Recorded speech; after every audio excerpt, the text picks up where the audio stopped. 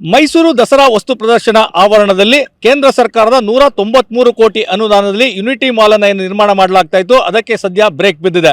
ನಾನೀಗ ದಸರಾ ವಸ್ತು ಪ್ರದರ್ಶನದ ಯುನಿಟಿ ಮಾಲ್ ನಿರ್ಮಾಣವಾಗ್ತಾ ಇದ್ದಂಥ ಸ್ಥಳದಲ್ಲಿದ್ದೇನೆ. ನೀವು ನೋಡ್ತಾ ಇರಬಹುದು, ಕೇಂದ್ರ ಸರ್ಕಾರ ನೀಡಿದಂಥ 193 ಕೋಟಿ ಅನುದಾನವನ್ನು ಬಳಸಿಕೊಂಡು ರಾಜ್ಯ ಸರ್ಕಾರ ಈ ಒಂದು ಯುನಿಟಿ ಮಾಲ್ ಅನ್ನು ನಿರ್ಮಾಣ ಮಾಡಲಿಕ್ಕೆ ಮುಂದಾಗಿತ್ತು. ಈ ಒಂದು ಸ್ಥಳದಲ್ಲಿ ಸುಮಾರು 6 ಎಕರೆ ಜಾಗದಲ್ಲಿ ಒಂದು ಬೃಹತ್ತಾದಂತಹ ಮಾಲ್ ಅನ್ನು ನಿರ್ಮಾಣ ಮಾಡಬೇಕು. ಅದರಲ್ಲಿ ಪ್ರಮುಖವಾಗಿ ನಮ್ಮ ಮೈಸೂರಿನ ಜಿಯೋ ಟ್ಯಾಗ್ ಹೊಂದಿರುವಂತಹ ವಸ್ತುಗಳನ್ನು ಮಾರಾಟ ಮಾಡಬೇಕು ಅನ್ನೋ ಒಂದು ಉದ್ದೇಶವನ್ನು ಹೊಂದಿತ್ತು. ಹೀಗಾಗಿ ಈ ಸ್ಥಳದಲ್ಲಿ ಎಲ್ಲ ಕಾಮಗಾರಿಯ ಕೆಲಸಗಳು ಆಗ್ತಾ ಇತ್ತು. ಅಷ್ಟೇ ಅಲ್ಲ, ಈ ಒಂದು ಸ್ಥಳದಲ್ಲಿ ಇನ್ನೇನು ಕೆಲವೇ ವರ್ಷಗಳಲ್ಲಿ ಒಂದು ಅದ್ಭುತವಾದಂತಹ ಮಾಲ್ ನಿರ್ಮಾಣವಾಗ್ತದೆ ಅಂತ ಎಲ್ಲರೂ ಸಹ ಕನಸುಗಳನ್ನು ಕಟ್ಕೊಂಡಿದ್ರು. 2027ಕ್ಕೆ ಒಂದು ಟಾರ್ಗೆಟ್ ಅನ್ನು ಇಟ್ಕೊಂಡು ಮಾಡಲಾಗ್ತಾ ಇತ್ತು. ಕಾಮಗಾರಿ ಸಹ ಭರದಿಂದ ಸಾಗಿತ್ತು. ಆದರೆ ಇದೀಗ ಈ ಒಂದು ಜಾಗ ಏನಿದೆ ಇದು ಮೈಸೂರಿನ ರಾಜ ಮನೆತನದವರಿಗೆ ಸೇರಿದ್ದು ಅಂತೇಳಿ ಪ್ರಮೋದಾದೇವಿ ಒಡೆಯರ್ ಅವರು ನ್ಯಾಯಾಲಯದ ಮೆಟ್ಟಿಲೇರಿದ್ರು. ಅಂದರೆ ಈ ಸ್ಥಳದಲ್ಲಿ ರಾಜ ಮನೆತನದವರಿಗೆ ಸೇರಿದಂತಹ ಜಾಗದಲ್ಲಿ ಯಾವುದೇ ಕಟ್ಟಡವನ್ನು ನಿರ್ಮಾಣ ಮಾಡಬಾರದು ಅಂತೇಳಿ ಇದೀಗ ನ್ಯಾಯಾಲಯ ಅವರ ಅರ್ಜಿಯನ್ನು ಪುರಸ್ಕರಿಸಿದೆ.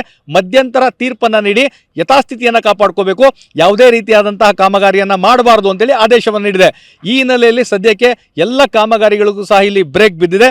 ವಿಶೇಷ ಅಂತ ಹೇಳಿದ್ರೆ, ಈ ಒಂದು ಸ್ಥಳದಲ್ಲಿ ಏನು ಕಾಮಗಾರಿ ಆಗ್ತಾ ಇತ್ತು, ಜುಲೈ 28ರಂದು ಮೈಸೂರು ಕೊಡಗು ಸಂಸದ ಯದುವೀರ ಕೃಷ್ಣದತ್ತ ಚಾಮರಾಜ ಒಡೆಯರ್ ಪರಿಶೀಲನೆಗಾಗಿ ಸ್ಥಳಕ್ಕೆ ಬಂದಿದ್ರು. ಮತ್ತು ಸ್ಥಳದಲ್ಲಿ ಕಾಮಗಾರಿ ನಡೀತಾ ಇರುವ ಬಗ್ಗೆ ಸಂಪೂರ್ಣವಾದಂತಹ ಮಾಹಿತಿಯನ್ನು ಅಧಿಕಾರಿಗಳಿಂದ ಕಲೆ ಹಾಕಿದ್ರು.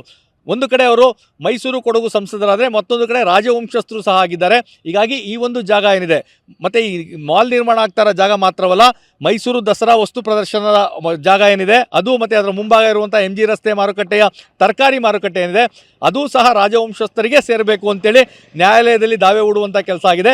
ಈ ಹಿನ್ನೆಲೆಯಲ್ಲಿ ಯದುವೀರ್ ಕೃಷ್ಣದತ್ತ ಚಾಮರಾಜ ಒಡೆಯರ್ ಅವರಿಗೆ ಈ ಸ್ಥಳದ ಬಗ್ಗೆ ಮಾಹಿತಿ ಇದ್ದು ಸಹ ಕಾಮಗಾರಿ ಪರಿಶೀಲನೆಗೆ ಬಂದದ್ದು ಹೇಗೆ ಅನ್ನೋ ಒಂದು ಚರ್ಚೆ ಈಗ ಆರಂಭವಾಗಿದೆ. ಇದು ಈಗ ಸಾಕಷ್ಟು ಸದ್ದು ಮಾಡ್ತಾ ಇದೆ. ಯಾಕಂದರೆ ಒಂದು ಕಡೆ ಕೇಂದ್ರ ಸರ್ಕಾರದ ಅನುದಾನವನ್ನು ನೀಡಲಾಗ್ತಾ ಇದೆ.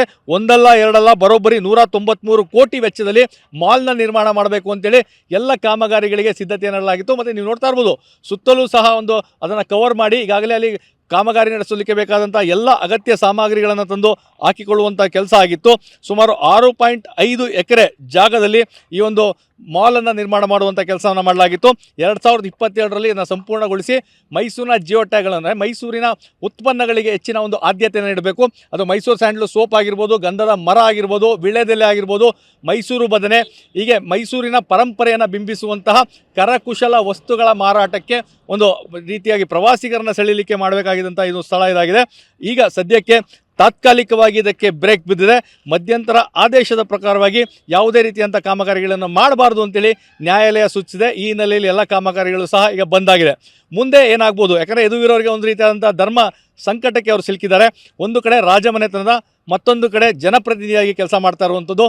ಇವೆರಡರಲ್ಲಿ ಯಾವ ರೀತಿಯಾಗಿ ಅವರು ನಿರ್ಧಾರಗಳನ್ನು ಕೈಗೊಳ್ತಾರೆ, ಮುಂದೆ ಯಾವ ರೀತಿಯಾಗಿ ಯುನಿಟಿ ಮಾಲ್ ನಿರ್ಮಾಣ ಆಗ್ತದೆ, ಅಥವಾ ಇದಕ್ಕೆ ಸಂಪೂರ್ಣವಾದಂತಹ ಬ್ರೇಕ್ ಬೀಳ್ತದ, ಕಾದು ನೋಡಬೇಕಿದೆ.